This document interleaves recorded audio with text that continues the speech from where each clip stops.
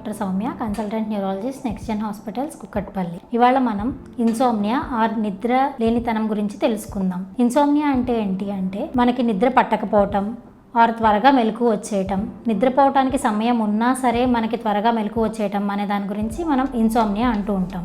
మనకి మంచి నిద్ర అనేది ఎందుకు ఇంపార్టెంట్ అంటే నిద్ర సమయంలో మన బ్రెయిన్ వేస్ట్ ప్రొడక్ట్స్ అన్నిటినీ రిమూవ్ చేస్తూ ఉంటుంది. Sleep is the brains natural repair process అంటూ ఉంటాం. ఆ సమయంలో వేస్ట్ ప్రొడక్ట్స్ని రిమూవ్ చేయటం, మన మెమరీని ఇంప్రూవ్ చేయటం, మన కాన్సన్ట్రేషన్ని అండ్ లెర్నింగ్ కెపాసిటీని ఇంప్రూవ్ చేయటం, మన ఇమ్యూనిటీని పెంచటం, మన ఎమోషన్స్ని రెగ్యులేట్ చేయటం అనేది చేస్తూ ఉంటుంది.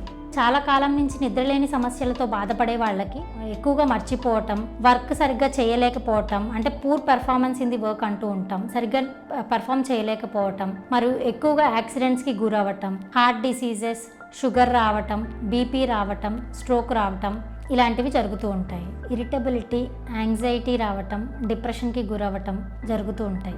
రిస్క్ అనేది ఎక్కువగా ఎవరిలో ఉంటుంది అంటే ఎక్కువగా మొబైల్స్ చూడటం, మరియు షిఫ్ట్ వర్కర్స్ వాళ్ళల్లో, ఓల్డర్ అడల్ట్స్ అంటే పెద్ద వయసు ఉన్న వాళ్ళల్లో, ఎక్కువగా స్ట్రెస్, యాంగ్జైటీగా గురయ్యే వాళ్ళల్లో ఎక్కువగా నిద్రలేమి సమస్యలు అనేవి మనం చూస్తూ ఉంటాం. ఇప్పుడు మనం హెల్దీ స్లీపింగ్ హ్యాబిట్స్ అనేవి ఏంటో తెలుసుకుందాం.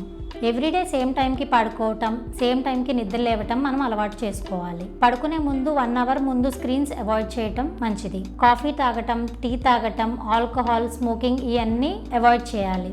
మార్నింగ్ అవర్స్లో ఎక్కువసేపు పడుకోవటం అవాయిడ్ చేయాలి. ఎక్సర్సైజ్ కంపల్సరీగా చేయాలి. రెగ్యులర్గా at least 30 minutes to 1 hour exercise అనేది కంపల్సరీ. మీరు పడుకునే రూమ్ క్వైట్గా ఉంచడం అండ్ కంఫర్టబుల్గా ఉంచుకోవటం మంచిది. ఇవి అన్నీ పాటిస్తే మనం ఎక్కువగా నిద్ర సమస్యల నుంచి విముక్తి పొందవచ్చు. ఇన్సోమ్నియా అనేది మనం డాక్టర్ని ఎప్పుడు కలవాలి అంటే ఈ నిద్రలేమి సమస్యలు వారానికి 3 నిద్రలేని రాత్రులు ఉన్నా సరే అలా 3 నెలలు కంటిన్యూస్గా ఉంటే అప్పుడు మనం డాక్టర్ని కలిసి దానికి సంబంధించిన ట్రీట్మెంట్ తీసుకోవాలి.